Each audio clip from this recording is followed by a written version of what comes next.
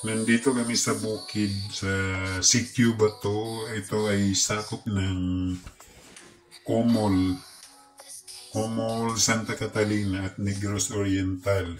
At dito kami guys, ito yung kabayo, tapos dito yung bahay ng kapatid ko. Bahay ng kapatid ng asawa ko.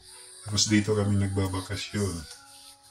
Tapos naisipan namin na pupuntahan namin yung pinaka-source sa tubig dito, yung sa Tabay.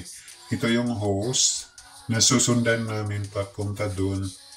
Yung hose, binili namin yan eh. Medyo may kahabaan siya kasi medyo malayo. Medyo mahal yung bili namin pero okay naman kasi solid naman siya eh. Kumbaga hindi na mahirapan magigib. At yung bahay na yun guys, yung tinitirahan namin, 18 yung anak niya.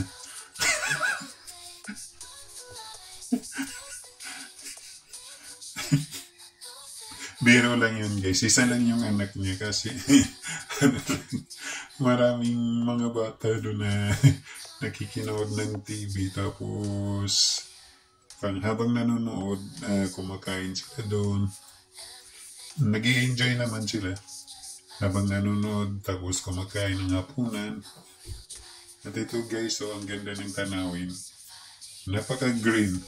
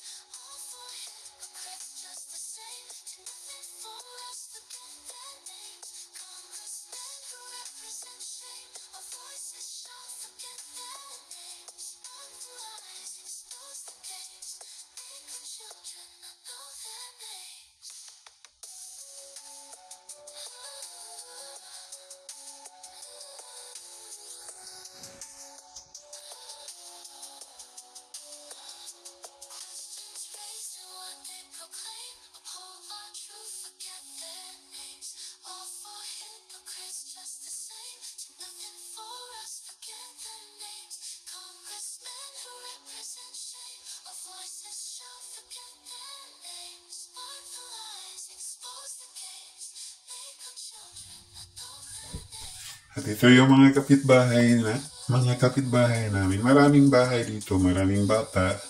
At ito, kasalubong pa namin yung pamangkin ng asawa ko. Nag-i-give yun, galing pa yun sa Tabay.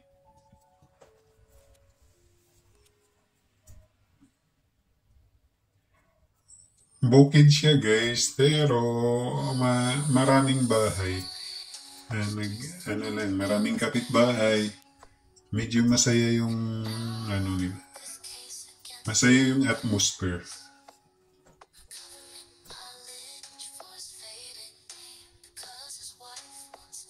Yung kagandahan lang, medyo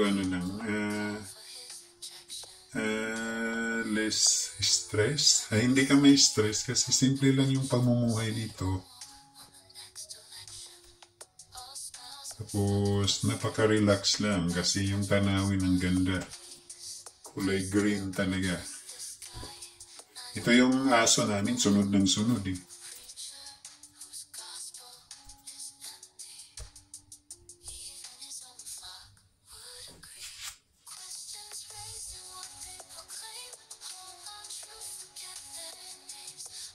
Ito, nag-ano na yung aso namin. mas nauuna pang maglakad. Kasi alam niyang pupunta kami sa Tabay.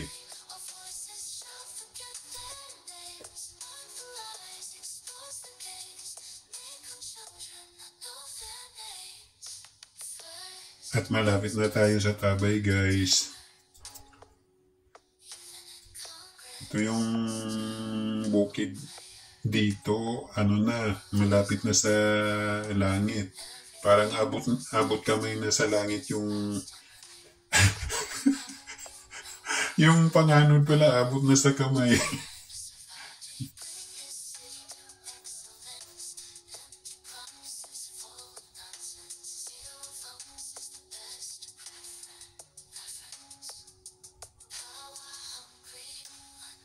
At nandito na tayo sa Tabay. Ito may naglalaba.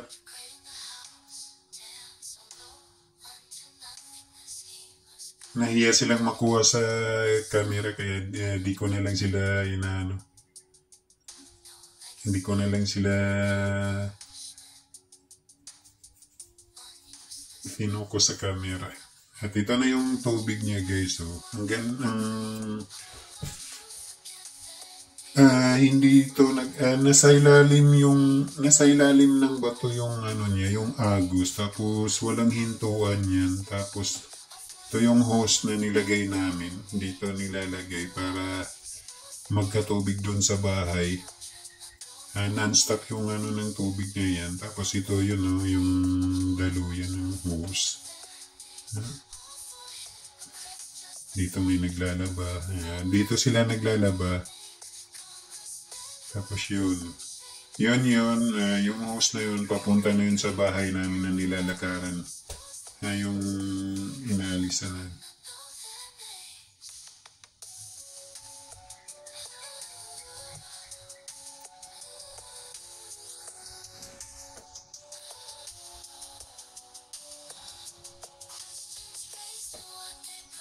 Tapos uwi na kami, guys. Tapos paano kung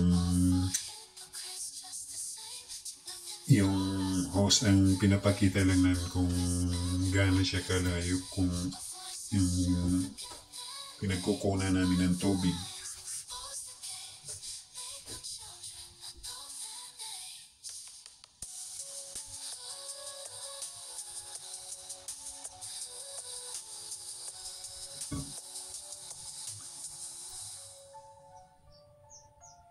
Ito na yung host, guys. So, pinadaan nila sa bundok.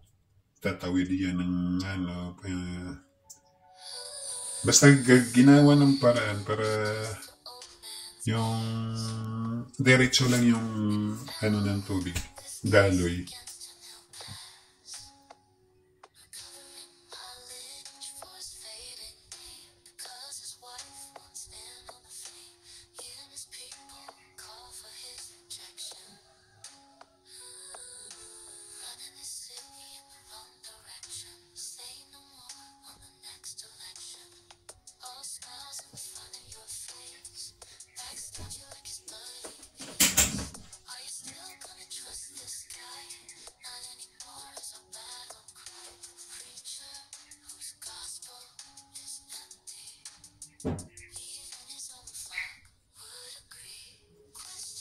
Hindi ko na masyadong sa camera yung host, guys, kasi medyo materik na yung dinaanan ko.